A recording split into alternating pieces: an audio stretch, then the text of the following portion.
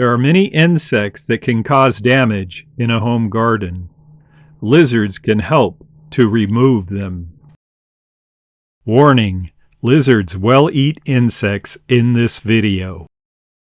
This video was all photographed in my home garden over the span of 3 years or so. I realize that most gardening veterans have at least considered the common lizard in the yard, and maybe at greater depth.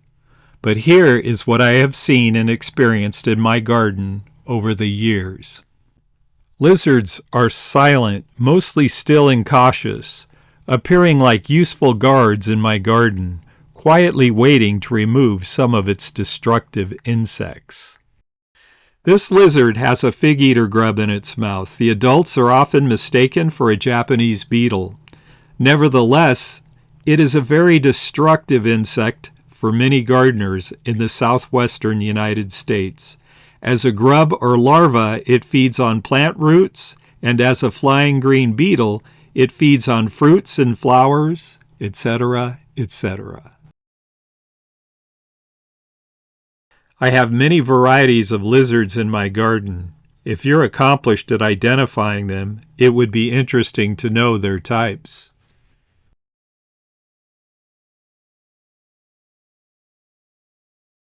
On my half-acre of land, I would say that from spring through fall, before the cold weather arrives here in Zone 10A, there are a minimum of 200 lizards scuttling around and lying in wait to feed on the insects.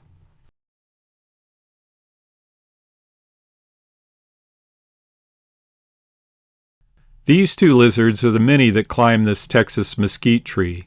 Though this looks like a mating ritual, they will often get into what appears to be territorial disputes. In mid-spring, they climb into the tree's canopy to eat the small caterpillars laid by moths. Finches and sparrows do a good job consuming the caterpillars as well. What can depopulate lizards in a home garden are outdoor domestic cats and various breeds of dog, generally the terrier type.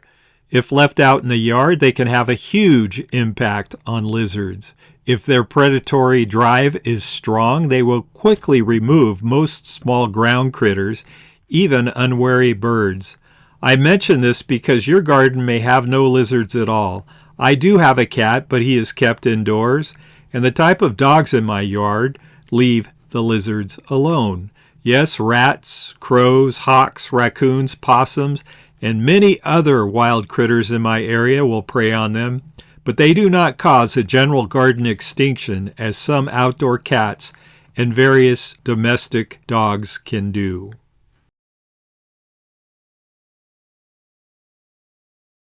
You can build and sustain lizards in your yard. It requires a reliable water source.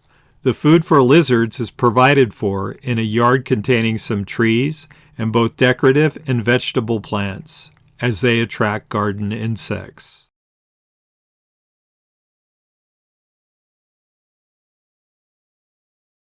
I have 3 water sources in my yard. All are fountains. It does not need to be a fountain, though. It could be as simple as an easy, accessible, shallow bowl checked and filled daily.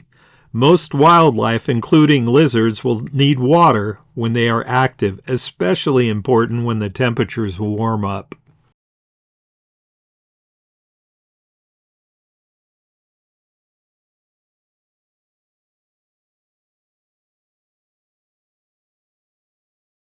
This hornworm, along with the grasshopper, is unmistakably one of the worst larger insects in my garden. They can quickly devastate a tomato plant. I decided to grow this one to its adult stage of life, to what is a fairly large hawk moth. About 3 weeks later, it is drying out its wings directly after its emergence from its cocoon, preparing for its first flight.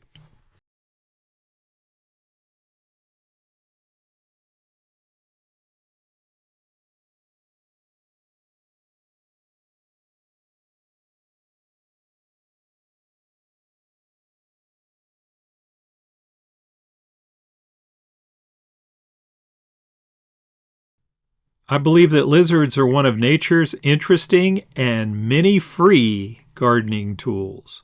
However, like anything in the complex depths found in a home's garden, it is understandable that many different remedial roads to an unwanted insect infestation may be necessary.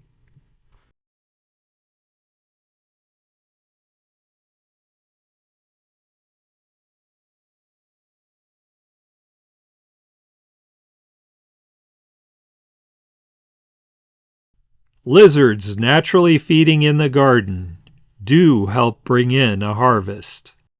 This lizard, before being interrupted by me, was lapping water from this fountain that lightly splashes over on its concrete supporting foundation. A shallow bowl of water consistently filled would do just as well.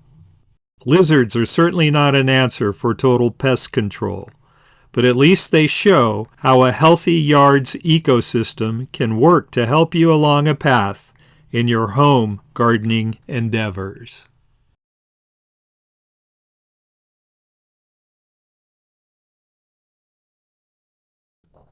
This legless lizard might startle a gardener. Its common name is the California lizard snake.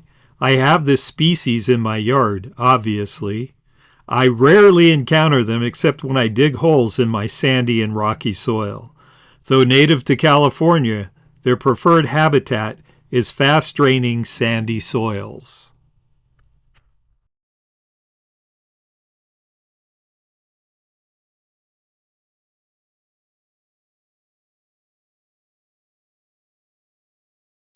And I thank you for watching.